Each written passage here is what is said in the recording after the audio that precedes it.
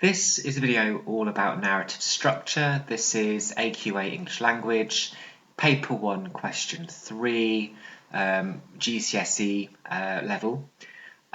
This is going to be added to a whole playlist of structure videos that I've recorded, one of which is an introductory video for narrative structure. So if you want to go back and watch those first, you can. The playlist obviously is called Structure. I will be going through an introduction to it though at the beginning of this video as well, just briefly, before turning our attention to a particular extract and then analysing the structure of that extract at the end, showing you what a response looks like for structure, including some of the terminology associated with this particular task. It's worth bearing in mind that even though this is its own separate topic really, it is only worth 8 marks and you should only therefore be spending 10 minutes on it. So it's not going to be a long essay, it's going to be a relatively short response. One of the first things that I always start when I teach structure to students is what do we mean by narrative and what do we mean by structure. Obviously narrative is a story and the structure is how something is built. And before we even look at texts, I familiarise students that many things that exist have structures to them. We've already seen a jigsaw puzzle. That jigsaw puzzle has a structure because it all fits together in some way to reveal the image that you're trying to create. Buildings have structures because they all use building materials in a way to create what we see in terms of the appearance of the buildings. DNA has a structure because it's made of lots of component parts, and the atom has a structure as well, same thing, because it's made up of multiple components. And that word component is quite an important thing because our texts have components. The components are the paragraphs and the words themselves, and how the writer has built the text really, how it all fits together. So when we talk about what is meant by narrative structure, we mean the way in which the text has been constructed by the writer. The text has been built in the order that it's been built in for a particular reason. There's a reason, for example, why the text begins where it does, why it goes on to the middle, and why it goes to finish the way it does as well. And that is going to create a particular effect on the reader. It's going to engage us, it's going to interest us, it's going to make us want to carry on reading perhaps as well. So what we mean by structure of a narrative is the way in which the extract has been put together. Simply put, and as I have always said when I teach structure, I always find myself using lots of flowcharts, beginning, middle and end, because this is about looking at the whole extract and looking at how the writer has shifted the focus as the extract develops. In other words, what do you see in the beginning, what do you then see in the middle, and then what do you finish by seeing at the end? And why is it that the writer perhaps has chosen that structure? Why has the writer chosen that sequence? What does it do to the effect, for example, the effects of readers? So flowcharts and storyboards are often a really good thing to think about for narrative structure. Imagine that your text is being filmed. What would you see? What would the camera show you in each paragraph? We also have the structure of our day. Every day that we live, we have a structure to our day because we can organise our day based on times. And sometimes I ask my students to draw your yesterday. What did you do yesterday? And draw a little image to represent what you were doing at each of these times. So this is my day yesterday. 6 o'clock in the morning I was asleep, and then I went to work. I was marking student work at 10 o'clock, having lunch at 1, teaching at 4 and 7, and then I got home and was watching television and checking socials at 10. So if I was to draw each time there for my yesterday, I would have the structure of my day. How has my day been constructed? And as you can see, we've got arrows as we move between each time, as we move between each box. What we're seeing is different, and that all of those boxes come together to form the sequence, and that sequence is the structure of my day yesterday. So every day we have a structure as well, based on how components form a greater thing, a greater day. And the same thing here with our texts. Paragraphs fit together, and that is what creates the text that we end up reading. Worth bearing in mind for this exam question, paper 1, question 3, the question always remains the same. And that question is, How is this text structured to interest you as a reader? It's important to understand what it is meant by the word interest, because interest actually can mean many things. It can be intrigue, mystery, shock, suspense, surprise, the use of vivid imagery, the use of drama, the use of climaxes, for example, dramatic moments. So interest isn't just as in being interested in the text. It's a variety of effects or impacts on you as the reader.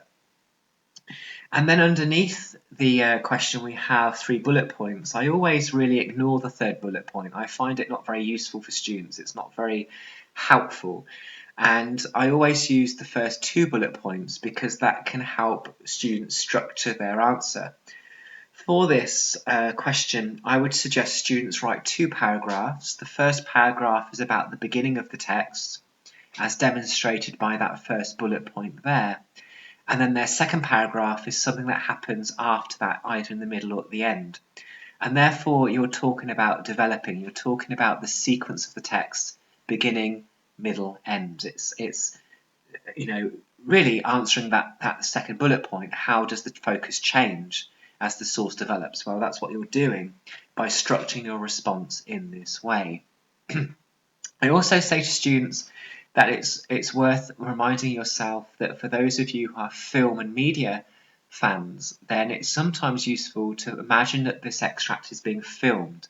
What would you see? And sometimes I show my students opening clips of films to show them that the opening scene, a director will think very carefully about the first thing that they show an audience because they don't want the audience to leave the cinema. So a director will often think very carefully about the opening scene, and that could be something dramatic in order to grab us straight away. And it's the same thing with a written text. The writer will think very carefully about the way in which the extract or the text begins as a way to keep us reading, and that we'll keep reading if we are surprised, intrigued, and so on. So it's always worth bearing in mind that this is a question, which is very filmic. It's a question that will always remain the same. The question also has its own set of terminology, and this is the terminology that I get my students to look at. Some of this is slightly more complex than others, but because English language is untiered, it means that students can run with it if they wish. So I'm not going to prevent them from getting a high grade if they want to, but in order for that to happen, they might need to be familiar with more complex terminology. I think by far the most complex terminology there is equilibrium and disequilibrium, this idea of whether order or calm is restored after a particular moment of confusion or climax. So that's complicated words for something relatively simple. You've also got phrases in there like panoramic, this idea of a wide-angled scene, shifting focus, zooming in and out of something in order to make something emphasized. The way in which a camera or a writer might go between indoors or outdoors and indoors, that internal to external shifting there. We'll see that in a second. But always remembering that we are talking about the effects on readers. This is very similar to the language question in the sense that we are talking about something that has been constructed, and therefore we have to think about why do we think the writer has constructed the text in this way? What is the effect on us as a viewer, as a reader, as the audience?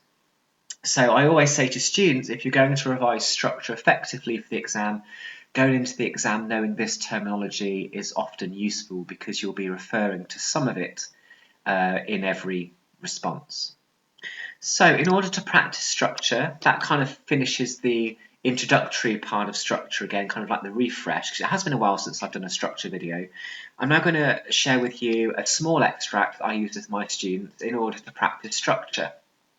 So I'm going to read through it, and then we're going to discuss, before we analyse this, the decisions that have been made by the writer in terms of the way this is told, in terms of the structure. So we're not looking at language, we're not looking at adjectives or verbs or similes, we're simply looking at the text as a whole. Why is the text structured in this way?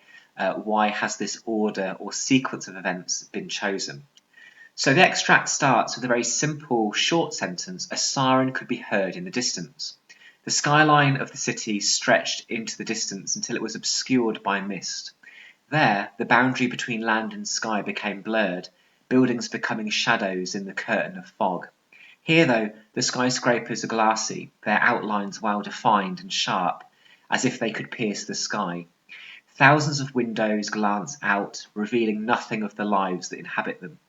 Inside one of these apartments, Tony has not had a wink of sleep all night. He is panicking and constantly running his hands through his hair. His eyes are soulless and empty, his mouth dry and unable to swallow. His apartment is in disarray, with an overturned table and chairs scattered around, broken plates and glasses on the floor. Blood remains under his fingernails.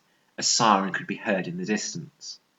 So I deliberately start teaching structure and revise structure with my students using quite short extracts before we then go on to look at the full page-long extract that you'll get in your exam, as a way to practice the sequence of events. In other words, what is the structure used here? So you can see that the text begins and ends with the same sentence. It's a declarative sentence. What do we call it when we have this beginning and end which is the same? It's a type of shape. What would you call that type of structure? Why do you think the writer has started by mentioning the siren? And why do you think the writer has finished by mentioning the siren as well, based on what we read in the two middle paragraphs? If we look at that first paragraph that begins with the skyline of the city stretched into the distance, what type of focus do we have here? What do we call it when we have a wide-angled lens, where you can see a large expanse of place in a small part of the text? What is the significance of the city setting? Why is the writer telling us this information now? And as we go into that second paragraph, when we go inside Tony's apartment, what has the writer done here by going outside to inside? What would we call that? And what do we learn specifically about Tony's apartment? And why might we have questions as a reader? What is it about this paragraph that's going to intrigue us or interest us, to use that word in the question? And if this extract was being filmed, particularly that second paragraph, what would the camera be doing as it started to move closer to the blood under the fingernails?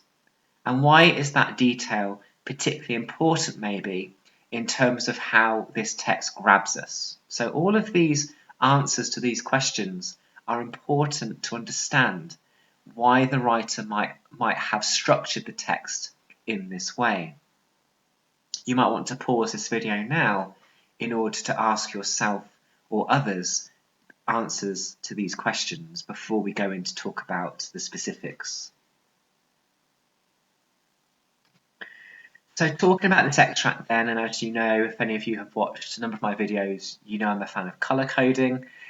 Colour coding is very interesting and important with English because it helps us find evidence. So the blue here, we have a cyclical structure, remember. So because the text is beginning and ending with the same detail, that same declarative sentence, it means that we finish where we started. We've gone full circle. So we have here a cyclical structure. We also had in that first big paragraph, the yellow section here, we have a panoramic focus because the writer is telling us about this cityscape. It's a broad city that stretches for miles, so far in fact that the boundary between land and sky becomes distorted, so you can't quite tell where the horizon is. It stretches so far into the distance. And we're also told about the thousands of windows that glance out to the setting, suggesting that there's lots of people here, lots of people that live here, and it's a very wide-angled shot. As we move into the second paragraph, we transition from an external to internal shift, and that's where we meet our character Tony, our protagonist, if you will, our main character. So you can imagine if this was being filmed, you would start your storyboard with a picture of the city before moving into one of Tony's windows and going into his apartment, so we can see that within this city we're interested just in this one apartment, which is where the action takes place. And then we have this big section of purple or pink text, which I've highlighted, which is the writer zooming in. You can imagine if this was being filmed that the camera would keep panning in and panning in and panning in, because the details of this apartment are important in terms of how we interpret what's happened and starting to piece together the puzzle, because this is a bit of a puzzle. We're not really told what happens. We have to guess, or we have to keep reading. So the apartment is in disarray, it's almost been trashed. There's blood under his nail as well, which is obviously very kind of intriguing. Whose blood? His blood? Somebody else's blood? What's it doing there? What's happened? So this zooming in does really emphasize this sense of intrigue and mystery, that the writer is constantly not telling us, consciously not telling us what's happened. We have to keep reading and figure it out for ourselves. And then we finish with the same sentence at the end, the cyclical structure. But now that we've been told about the events of the apartment, perhaps we could argue that this siren is coming for him, whereas before, this siren could have just been a generic siren on a New York street. Now, based on what we're being told, perhaps this police car or this ambulance is coming for Tony. So it has slightly more specificity to Tony. So what we've done here is we've read the extract in a linear or chronological way. We've understood that this story, this narrative, despite it being quite short, has been told in this way for a reason. We are mainly intrigued as to what's happened, but it also helps us understand place. It helps us understand Tony's place within the city, and also what's happened in this apartment. So all of these coloured terms on the right will be important to use to demonstrate you can use terminology to do with narrative structure. So I'm going to finish off this presentation by showing you an example of a response. This would be somewhere between grades 4 to 9. So you're looking to get 4 or more out of 8 out of this question. You can see I've highlighted in yellow here the terminology that we might use, which is associated with structure. And I've also quoted, which is something else you have to do, and explained the effect on readers throughout the whole response. So I'm just going to read this through. The text begins by focusing on a siren, which immediately makes us wonder if there is an emergency. We are inquisitive to know what has happened. The writer then shifts focus by using a panoramic view of the city, which reinforces its vastness and sense of scale. It is so big that the skyscrapers stretched into the distance.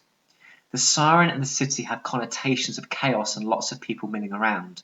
It would be easy to get lost and disorientated. As the text develops, the writer uses an external to internal shift as we progress from a description of the city to inside Tony's apartment. As a result, the transition between the descriptions of the setting and the introduction of the main character is smooth.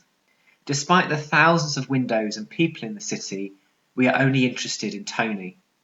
As the text develops, the writer continues to zoom in to describe Tony's agitated and stressed behaviour, such as his lack of sleep and the way he keeps running his hands through his hair, suggesting he can't relax. Something is clearly on his mind. Readers sense the drama and desperation he is feeling. This sense of disequilibrium is also reinforced because readers are told of the overturned table and chairs and the broken crockery, suggesting something has happened in this apartment, but we don't know what. We are intrigued. At the end, the writer zooms in further to blood under his fingernails, which suggests something violent or aggressive has happened, although we don't know what. It could be his blood or someone else's. Is Tony the victim or the perpetrator of a crime? Is he the hero or villain? The last sentence is the same as the first, suggesting the writer has used a cyclical structure, emphasizing the importance of the siren and connotations of crime and punishment. Now we have read about Tony, we may view this sentence differently. Perhaps the emergency services are coming to his apartment to arrest him. As a result, the city setting is presented as dangerous, socially deviant, and full of criminal activity, but we await to see how all this links to Tony. So that would be an example of how to analyse a text in terms of its structure. Notice I'm not looking at adjectives or verbs, I'm looking at the text as a whole and really summarising to the examiner why the writer has chosen to tell me the story in this order, in this sequence. And there's a great sense here that we start by talking about the beginning of the text, then the middle, then the end, sprinkling through our terminology words in yellow to show that we're actually talking about structure. Notice I'm also quoting consistently. I'm not copying large amounts of text from the extract, which can often be unhelpful. And I'm really putting great emphasis on this idea of being intrigued. The writer has deliberately kept from us information. And in order for us to figure it out for ourselves, we almost have to become a detective and look at the clues and keep reading in order to figure it out. I hope you would agree with me that you can easily imagine this being filmed. You can easily imagine this being the beginning of a documentary or a film which is about some kind of criminal activity in a city centre or a city setting. I can imagine, seeing, let's say, New York at the beginning of the film, gradually zooming into Tony's apartment, going inside the apartment, seeing Tony looking a bit stressed, seeing the apartment in disarray, and the blood under his nail, suggesting that something untoward has happened here. Okay, so that is what is meant by narrative structure. Remember to use terminology, to quote, but also remember you're talking about why you think the writer has sequenced the text in the way they have in order to interest us. And that word interest can obviously mean lots of different things. Okay, so that is a reminder of narrative structure.